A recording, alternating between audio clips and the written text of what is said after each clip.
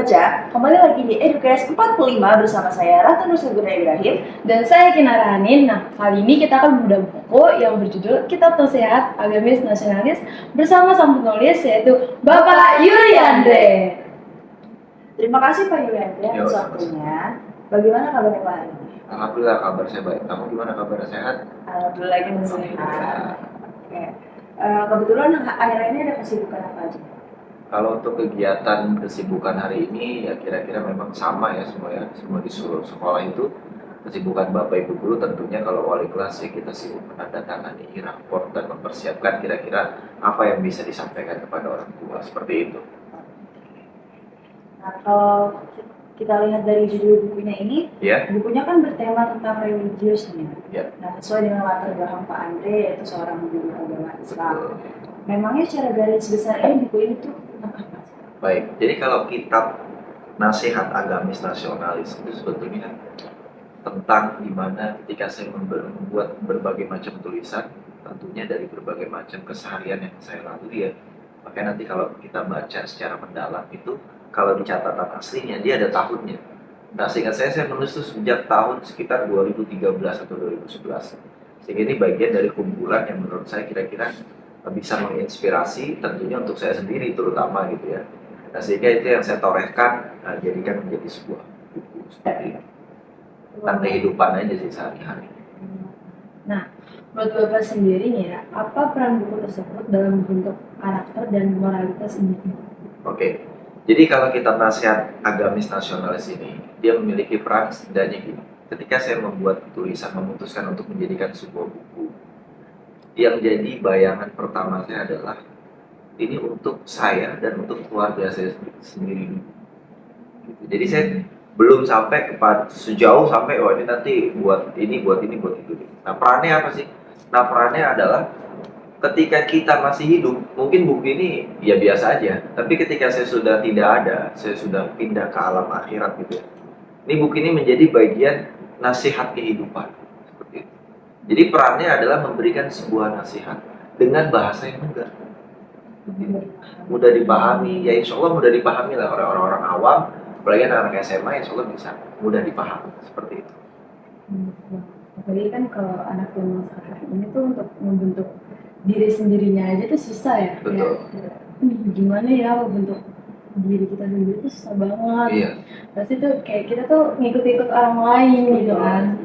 FOMO lah. FOMO gitu. FOMO. Kira-kira pesan-pesannya apa sih? Kalau dalam buku ini, Iya, dari buku itu. Oke. Yang pertama, kamu kalau dilihat dari daftar isi, itu mulai dari yang ngomongin tentang dunia keakhiratan gitu ya, artinya bidang-bidang yang abstrak, itu sampai dunia nyata yang real life-nya gitu. Nah, pesan-pesannya apa? Misalnya ada bahasa jangan ngatur Tuhan, kemudian jangan negatif thinking, kemudian ada pesan di mana tuh di halaman 60 menceritakan tentang bagaimana cara berbakti kepada orang tua di era modern seperti sekarang ini. Jadi banyak pesan-pesan yang istilahnya memang relate dengan kehidupan anak-anak SMA seperti itu. Nah, selain itu juga kita ngomongin masalah nasionalis, bagaimana bela negara dari kacamata seorang pelajar seperti itu. Jadi agamis, nasionalis seperti itu. Iya, saling keterhubungan. Tadi kan Bapak sempat menyebutkan yang negatif tinggi kepada Iya. Allah nih. Nah, itu di zaman sekarang tuh banyak banget tuh orang-orang yang kalau dikasih ujian ataupun masalah tuh mereka tuh selalu negatif tinggi kepada Allah, kayaknya Allah udah nggak sayang kita lagi deh. Iya. Makanya kita langsung mikir ke situ kan. Nah, gimana sih kan menanggapi hal itu? Oke. Yang pertama udah pasti baca dulu buku saya gitu kan. Iya. Nah, yang kedua sebetulnya gini, ketika kita negatif thinking kepada Allah, itu sebetulnya karena kita belum mengenal Allah itu sendiri seperti apa. Kita lebih fokus kepada sesuatu yang belum diberikan kepada kita. Sementara banyak hal yang mungkin sebetulnya musibah itu pengen datang ke kita. Cuma Allah tahan. Dan itu kita nggak perlu mendoa itu. Kita nggak berdoa itu, tapi Allah sudah menahan. Nah, sehingga ketika kita ada punya prinsip begitu, punya keyakinan seperti itu, kita tuh akan lebih tenang. Terus yang kedua adalah Allah kan sudah menciptakan kita tuh manusia yang berakal. Masa sekedar kita mau berusaha aja masih nyalain Allah? Berarti kamu merendahkan dirimu sendiri, sementara Allah sudah memuliakan kamu dengan fungsi akal. Gitu. Jadi bagaimana kita bisa memaksimalkan si fungsi akal itu? Karena perbedaan manusia itu hanya di situ aja, dengan makhluk yang lainnya cuma akal aja. Selebihnya ya sama. Kita punya insting, hewan juga punya insting dan lain sebagainya. Seperti itu. Kadang emang gimana ya, bagi masalah tuh udah susah itu. Ya karena lingkungannya itu, Apa namanya? lingkungannya ya. Makanya nanti kalau misalnya kan kebetulan Pak Andre nih ada juga nih pembahasan yang agak filosofis gitu ya. Jadi kuncinya tuh begini, Kinara dan Ratu. Kuncinya adalah kita harus bisa mengidentifikasi sesuatu yang ada di dalam jangkauan kita sama sesuatu yang di luar jangkauan kita. Nah, biasanya yang sering bikin orang negatif itu karena kita memikirkan yang di luar jangkauan kita. Contoh, pendapat orang tentang kita. Itu kan di luar jangkauan. Apa hak kita bisa mengatur pendapat dia tentang saya? Ya kan? Ya orang lain kan boleh menilai Pak Andre begini, begitu. Tapi kan penilaian asli adalah ketika saya menyampaikan, ini loh saya seperti ini. Gitu. Kenapa? Nah, karena gini, misalnya contoh. Ini mohon maaf agak panjang sedikit. Misalnya gini. Coba kamu tes teman kamu. Kamu tanya ke teman kamu. Coba dalam kurun waktu 5 menit. Ya 5 menit nih. Kamu bisa nggak menilai sahabat kamu dalam kurun waktu 5 menit? Pasti bisa dia. Wah, pokoknya bisa dia menjelekkan, bisa membaguskan 5 menit. Itu full 5 menit dia tanpa henti. Sekarang dibalik pertanyaan. Coba dalam kurun waktu 5 menit kamu bisa nggak menilai dirimu sendiri? Kelebihanmu apa, kekuranganmu apa?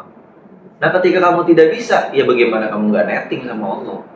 Wong kamu dirimu aja nggak kenal, sama dirimu aja nggak kenal. Terus kamu tiba-tiba negatif thinking kepada Allah yang maha kuasa, maha pemberi, penjamin masa depan kamu.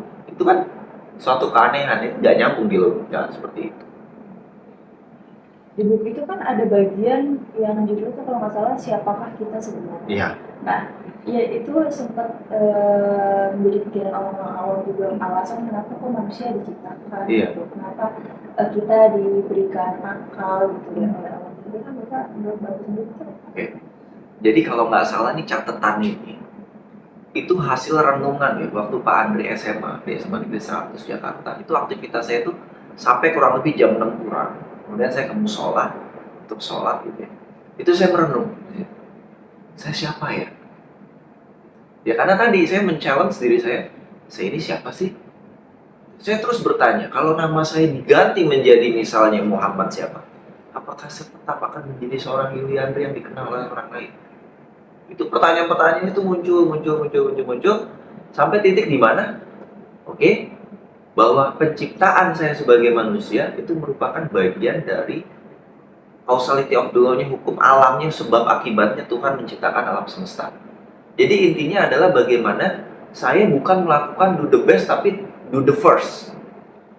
Jadi lakukan aja yang pertama gitu loh. Karena gini, karena kalau misalnya kita fokus kepada kehidupan orang lain, kita nggak akan kenal diri kita sendiri. Jadi makanya saya dibilang di situ di catatan saya itu, siapakah diri kita sebetulnya adalah tercipta dari air yang hina. Di dalam tubuh kita itu ada tempat yang hina, tempat kotoran. Kita mengeluarkan kotoran juga yang hina, dan kita mati juga akan menjadi bangkai. Jadi kita ini bukan siapa-siapa seperti itu. Nah, untuk pertanyaan selanjutnya, bagaimana buku ini tuh memberikan panduan untuk meningkatkan kualitas hidup? Oke, sebetulnya gini, Pak Andre nggak mau terlalu muluk-muluk dijadikan panduan. Paling tidak ini menjadi reminder, menjadi pengingat, terutama bagi saya sendiri. Sejujur-jujurnya saya tuh menulis buku ini untuk anak biologi saya. Jadi saya selalu berpikir gini, kalau saya berada di titik nomor sekian, maka paling tidak anak saya itu dia punya motivasi, punya inspirasi. Karena saya memegang teguh ada salah satu moto hidup, saya agak lupa ya dari siapa, apa dari Bertrand Russell atau siapa gitu ya, dia mengatakan bahwa the best teacher itu adalah inspire. Guru terbaik itu adalah dia menginspirasi. Satu aksi lebih baik daripada 1000 kata. Jadi ya saya lakukan itu. Jadi saya buat buku ini.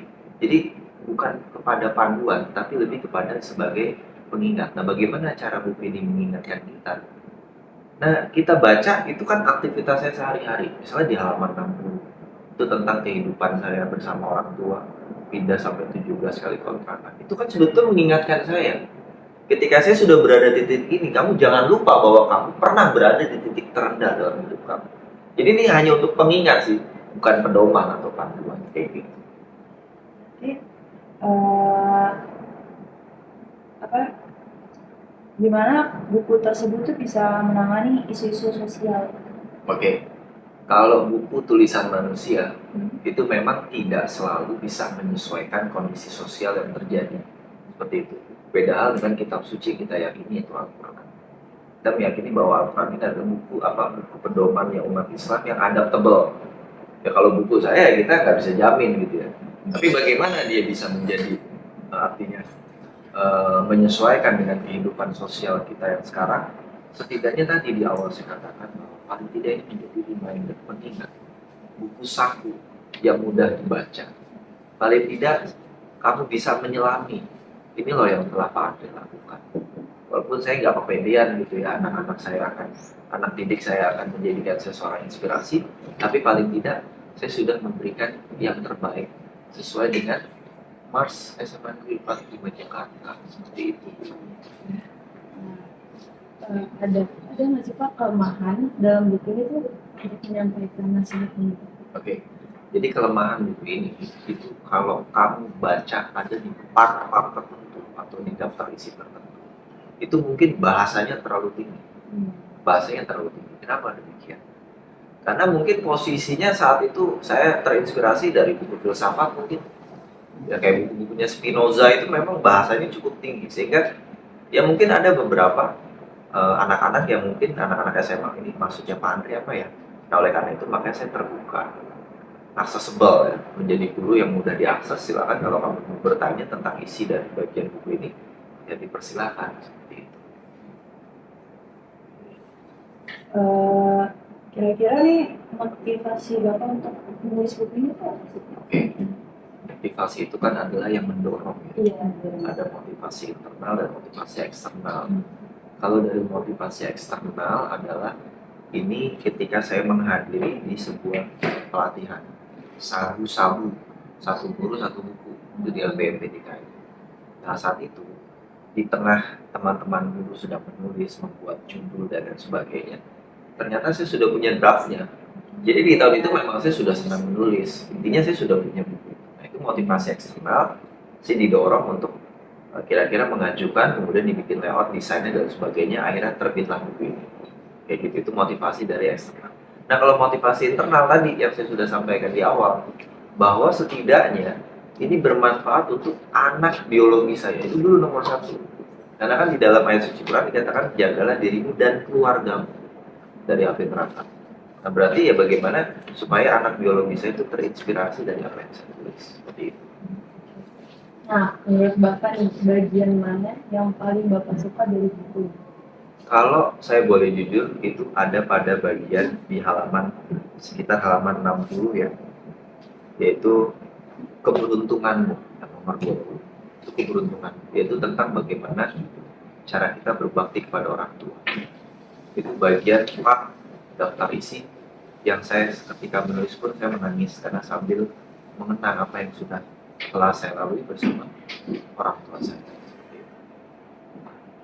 balik lagi nih ke isi bukunya. Iya. Setelah saya di part keberuntungan itu kan ada sudahkah kita beragama. Oke. Nah ini relate banget nih sama anak-anak zaman sekarang gitu, yang mereka mengaku diri mereka Islam, tapi kok rasanya untuk menjalankan ibadah tuh males gitu.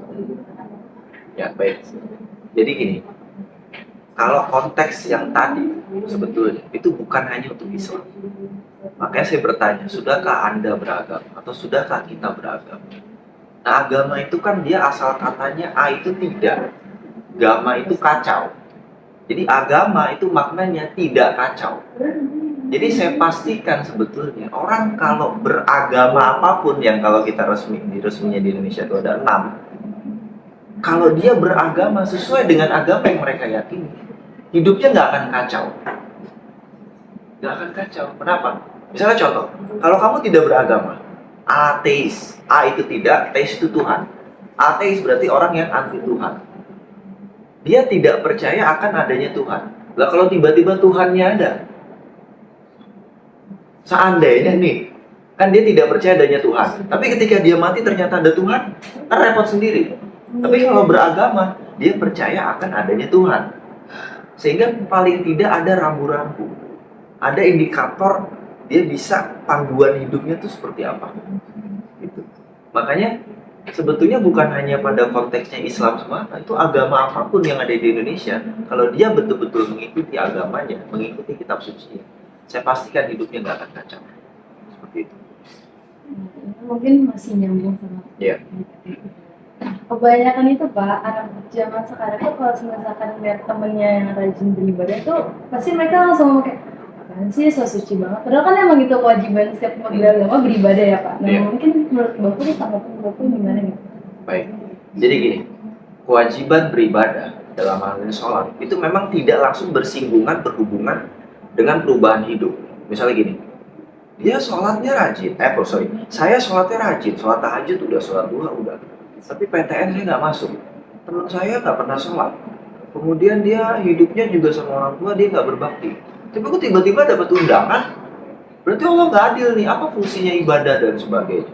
Nah, ini sebetulnya keliru sebetulnya. Jadi gini, ibadah itu kan kewajiban ya, namanya kewajiban dan kebutuhan. Ingat itu. Jadi bukan ketika kita beribadah yang harus ada di prinsip dalam hidup kita gini. Saat saya beribadah, saya tidak memberikan keuntungan sedikit pun kepada Allah. Jadi kamu jangan merasa tuh Allah dapat untung dengan kamu beribadah. Atau yang kedua, prinsip harus dalam kita sendiri.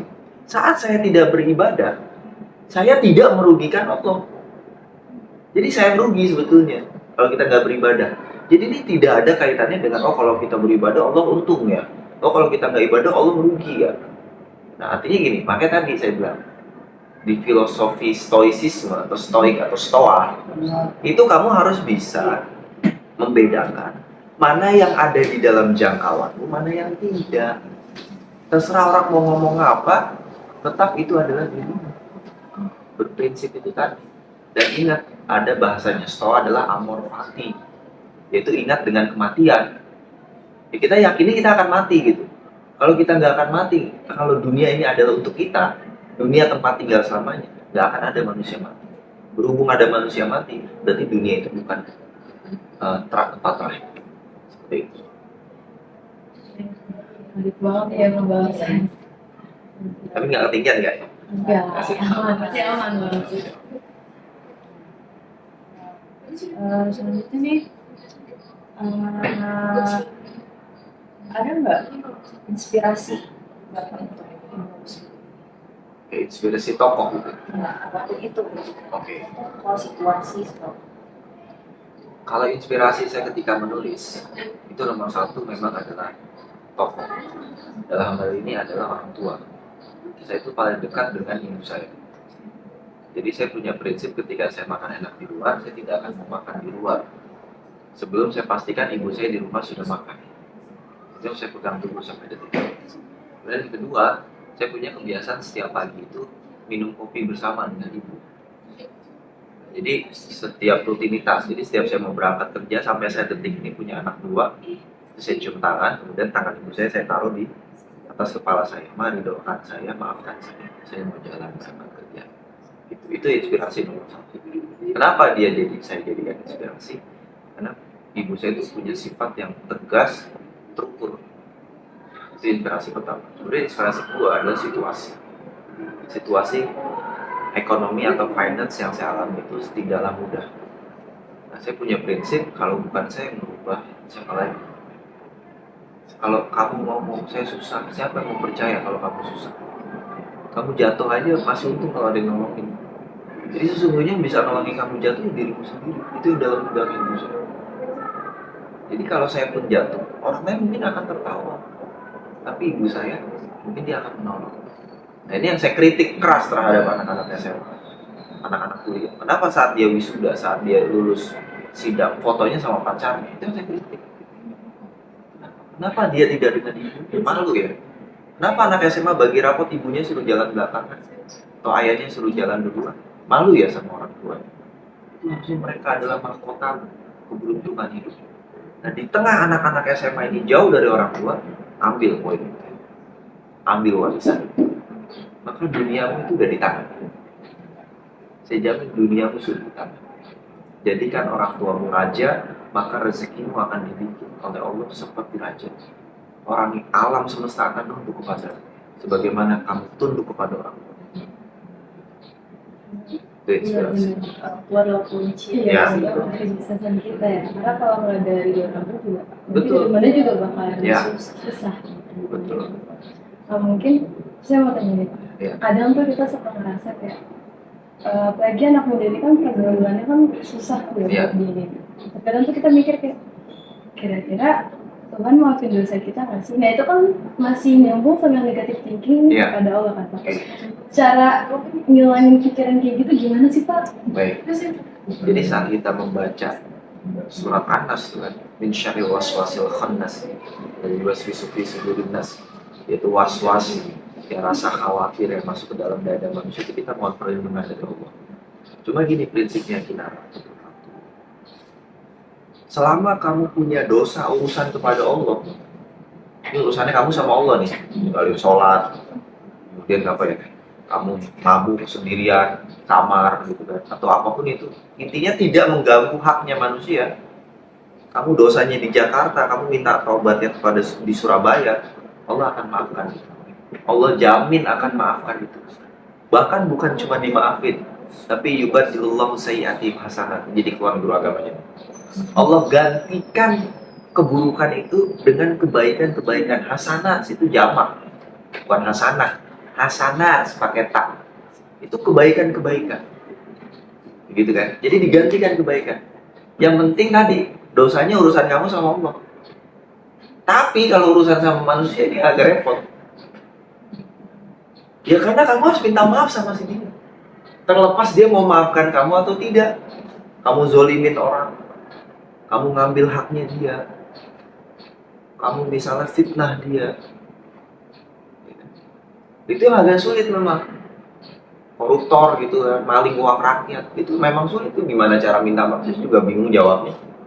Mungkin kali uang koruptornya itu harus dikembalikan ke umat. Karena dia mau nangis darah sekalipun, kalau dia mengganggu hak orang lain, susah. Harus minta maaf. Nah bagaimana kalau salahnya sama orang tua sendiri? Nah yang paling repot salahnya sama mertua, yaitu orang tua dari pasangan kita. Kalau orang tua kita mah insya Allah maafin. Tapi kalau sama orang tuanya pasangan kita, itu kayaknya itu tantangan. Jadi justru malah lebih susah kepada manusia. Kepada manusia, itu hak orang lain. Gitu. Allah itu maha memaafkan. Allah itu maha baik. Luar biasa, setiap detik nafas kita itu merupakan kesempatan dari Allah. Gak usah jauh-jauh, kamu nafas 1, 2 itu kesempatan Allah menunggu taubatmu. Bahkan dalam ayat yang lain, ya ayyuhal insan ma gharraka bi rabbikal karim, wahai manusia, apa yang menyebabkan kamu lari dari Tuhanmu yang maha penyayang. Jadi Allah nanya, Allah tuh maha pencemburu. Jadi yang paling pencemburu itu Allah. Apa buktinya Allah cemburu? Kalau kita niat baik, Allah kasih pahala. Kalau kita niat buruk, itu belum dikasih dosa sama Allah. Itu bukti Allah cemburu. Allah pengennya tuh kita baik. Kalau udah dikasih baik, tetap aja milihnya yang buruk. Kayak itu lah. Sama, saya juga bukan manusia suci, dia juga karung dosa juga justru itu. Ya kita sama-sama belajar. Di buku itu juga ada nih bagian 28 dan 29. Oke. Jangan malu dan memalukan. Kayaknya nih dua bagian ini terkait nih. Oke. Jangan malu dan memalukan. Oke. Itu nomor berapa tadi? Nomor 28 dan 29. Oke. Jangan malu dan memalukan. Ya. Oke.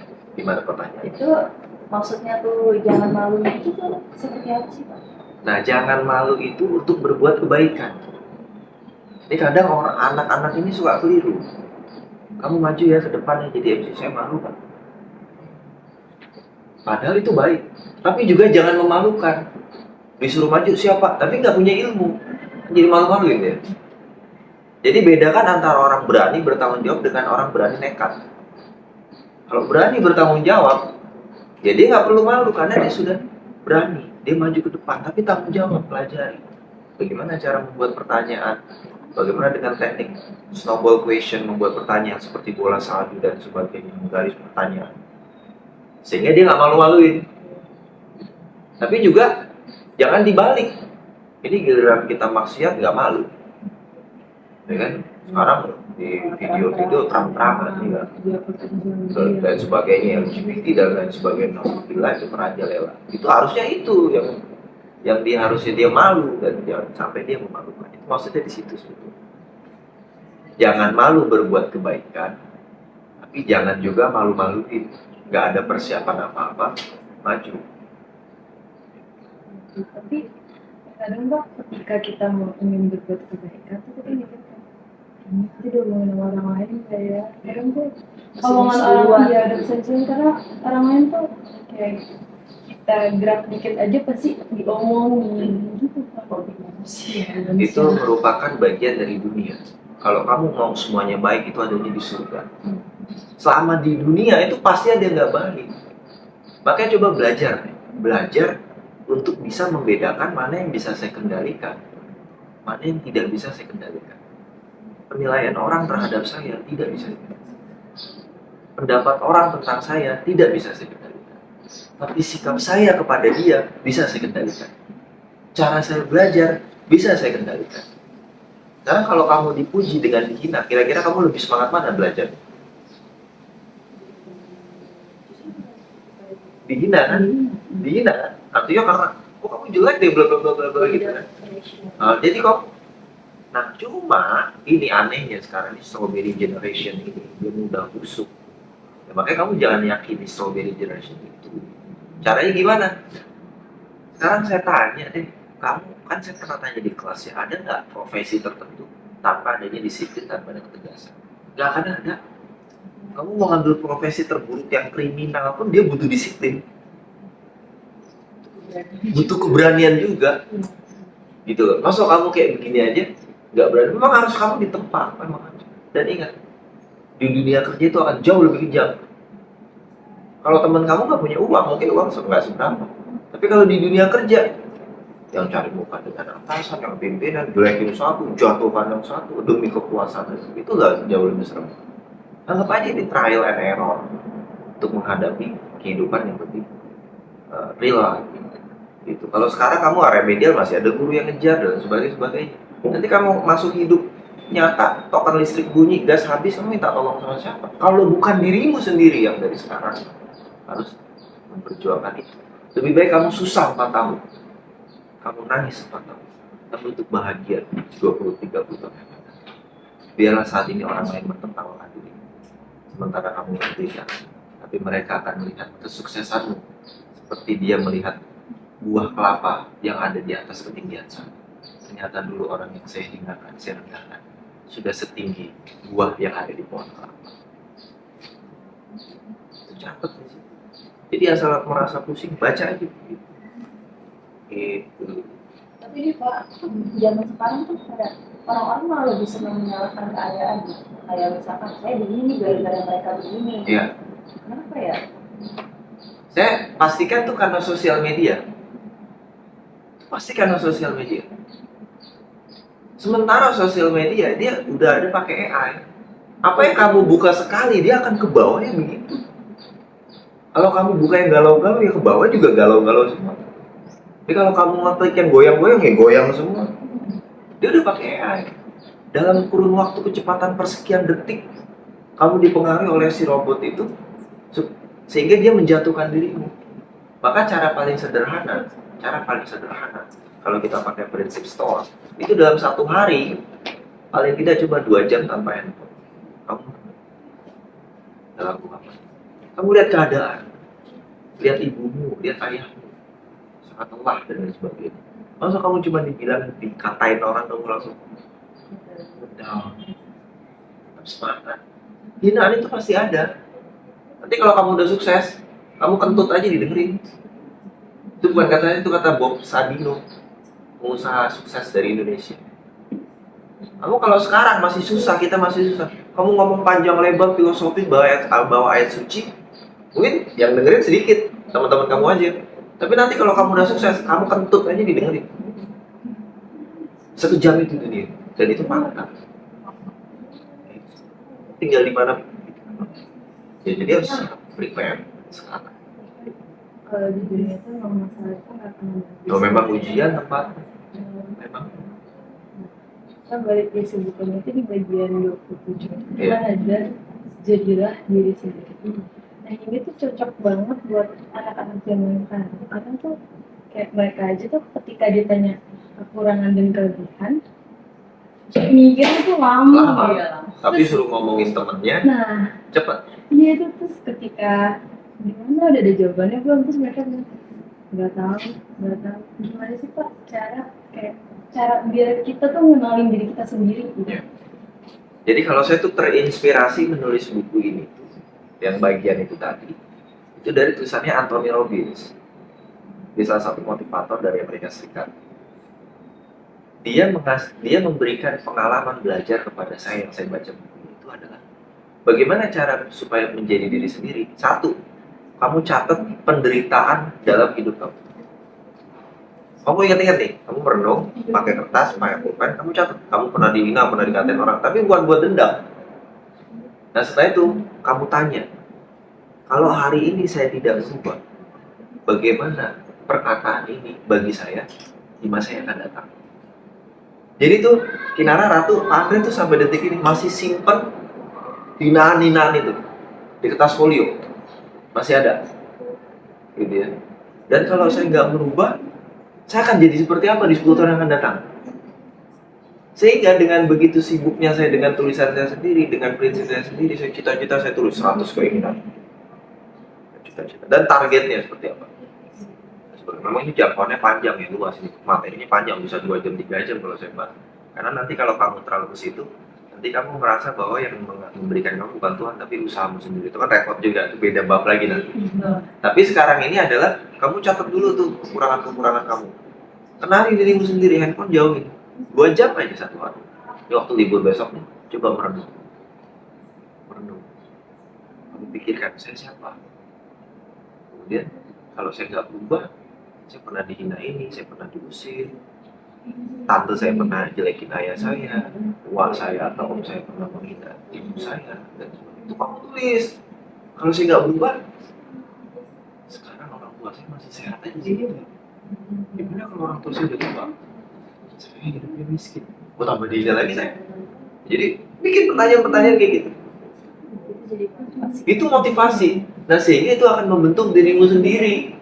Karena orang lain bilang, kok kamu begitu banget sih? Sekali-sekali lah. Nah tapi kan, be yourself kan. Dan ngingetinnya gimana? Ya tadi, spionnya itu. Oke, saya mau ke teman saya nih. Tapi saya baca tulisannya. Berapa lama yang waktu yang saya habiskan buat jajan. Jadi kalau kamu tanya, di SMA saya nggak punya cerita-cerita saya pacaran sama orang sini. Nggak ada. Masa SMA saya itu masa berkarir, masa belajar. Begitu. Itu resiko, karena untuk mendapatkan kebahagiaan 30-20 tahun yang akan datang. Itu resiko, itu harus. Kamu harus. Tidak ada yang kamu dapatkan kalau kamu tidak membeli. Kamu beli. Orang lain bisa membeli dengan uang. Kamu dengan tenagamu, dengan keringatmu, dengan doamu, dengan tangismu. Itu kamu beli untuk masa depan. Nah itu muncul tuh nanti jadi diri sendiri. Orang kalau sering dengerin, ngikutin orang itu karena dia nggak punya satu. Terus sebabnya saya habis datang sebuah motivator dapat semangat sampai rumah saya kendor lagi karena nggak dicatat, nggak ditulis. Gitu. Kamu dengerin sama nangis sampai berkaca-kaca sampai rumah lupa lagi karena toksiknya banyak. Yang disalahin lingkungan. Padahal kamu sendiri. Padahal kita sendiri yang tidak mau berubah. Itu aja dengan mudahnya nyalain oh nggak adil, aduh nggak tahu dosanya kayak gitu. Berarti jadi diri sendiri itu bukan berarti kayak kita pasrah nih. Bukan. Justru kita fighter, kita berjuang sampai titik terendah, titik maksimal kita sekemampuan kita kayak apa. Kamu kalau tidurnya masih 10 jam, belajarnya masih biasa aja, terus mengharapkan masa depan yang lebih baik, sholatnya cuma wajibnya doang, itu mimpi, bukan doa. Kamu emang harus ada yang dijual oleh dirimu sendiri. Makanya kalau saya bukan cuman be yourself aja, tapi sell yourself itu, jual dirimu. Tapi jual di situ maknanya konotasinya positif, ya kan? Orang lain mau nerima kamu karena kamu punya apa? Orang lain akan menghormati kamu karena apa? Ya kamu sendiri yang bisa merubah itu. Gitu. Punya kesempatan sepanjang. Raih asa itu setinggi-tinggi. Menangislah sekarang untuk kamu tertawa di masa yang akan datang. Kadang yang tadi bapak sebut tribal generation itu tuh kadang kayak udah dengerin kayak omongan orang lain tuh langsung tumbang, terus udah kita nggak ada semangat untuk mencoba lagi. Nah rumusnya make it simple. Kamu cari 5 orang yang satu visi, satu misi. Karena ada sebuah keterangan dikatakan bahwa kamu dipengaruhi oleh 5 orang terdekat. Selama kamu berlima ini sangat saling menguatkan, maka niscaya kamu akan bisa melewati. Tapi saya jamin dimanapun kamu berkarir, dimanapun kamu berkembang, di ujung dunia sekalipun pasti ada yang fitnah, ada yang menghina, ada yang merendahkan. Kalau nggak ada, kalau nggak mau, silakan yang di surga. Itu pun kalau kamu masuk surga. Jadi selama belum di surga, selama masih di dunia, pasti ada kata-kata itu. Pasti. Kalau kita membicarakan tentang dunia, emang udah ada habisnya. Nah betul. Makanya bagaimana kamunya itu tadi. Kamu dibilang strawberry generation, kamu mengiyakan nggak? Itu aja. Dibilang sandwich generation, orang tua susah, adik susah, anak susah, kamu mengiyakan nggak? Atau jangan-jangan kamu mengatakan saya bukan sandwich generation, tapi saya mendapat keberkahan dari Allah karena menghidupi orang tua saya.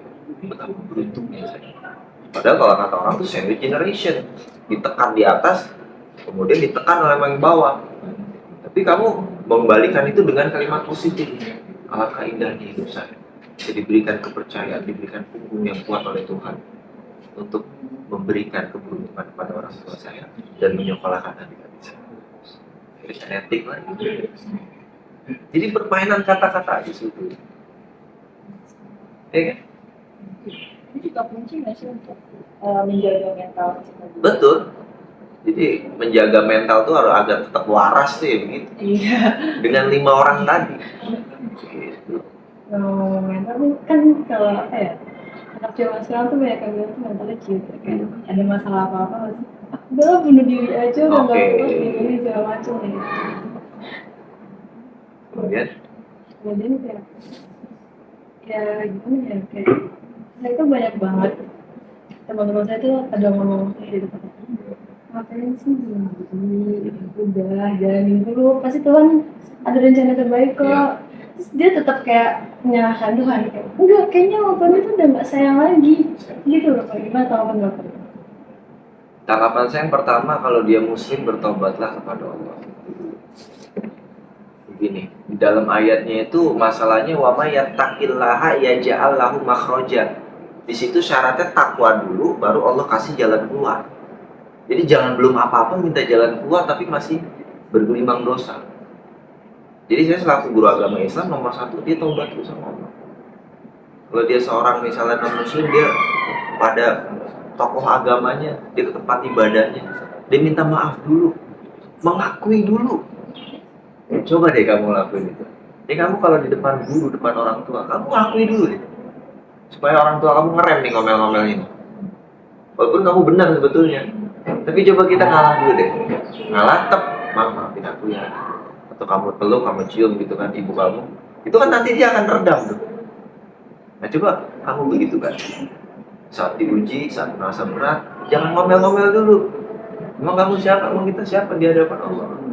Kita taubat dulu, kita cooling down dulu dengan sholat segala macam.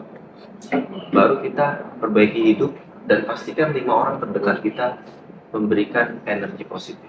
Itu aja sih. Kalau kamu buka-bukanya yang aneh-aneh, terus kamu lihat keberuntungan orang yang bunuh diri segala macam, itu kan orang yang ateis sebetulnya, tidak percaya akan keberadaan Tuhan. Padahal dia tahu sendiri dosanya kayak apa kalau orang yang bunuh diri tidak diterima oleh bumi, jasadnya tidak diterima oleh bumi. Nanti kalau kamu kritis nih, kamu bisa nanya, tapi kan bunuh diri bagian juga dari takdir Pak. Itu nanti panjang lagi saya jawab. Ini terakhir nih Pan, Iya. kira-kira Bapak ada pesan-pesan nggak nih untuk anak muda zaman sekarang? Oke. Yang pertama mungkin saya mau mengajak ya, kalau pesan-pesan itu pesan kayak saya tua amat gitu ya. Saya sih pengennya masih friendly aja nih sama terutama anak-anak pandai di SMA 45 Jakarta. Pesan saya cuma dua sebetulnya. Yang pertama adalah jadilah dirimu sendiri. Caranya tadi kamu bisa tonton video saya dari awal. Terus yang kedua, jadikanlah orang tuamu sebagai raja sehingga rezekimu akan dijadikan seperti raja. Pesannya cuma itu. Nah, dua ini kamu pegang dulu, maka dunia berada di dalam genggaman. Seperti itu. Iya sih, buku ini sangat mendalam sekali Ya, terus mendalam. Realistis juga Iya. ya, kehidupan sehari-hari. Itu demikianlah ilmu-ilmu yang udah disampaikan dari Pak Andre, semoga bisa kita terapkan dalam kehidupan sehari-hari juga. Sekian segmen hari ini, sampai jumpa di episode berikutnya. Dadah. kabar sini Pak. Kabar sini.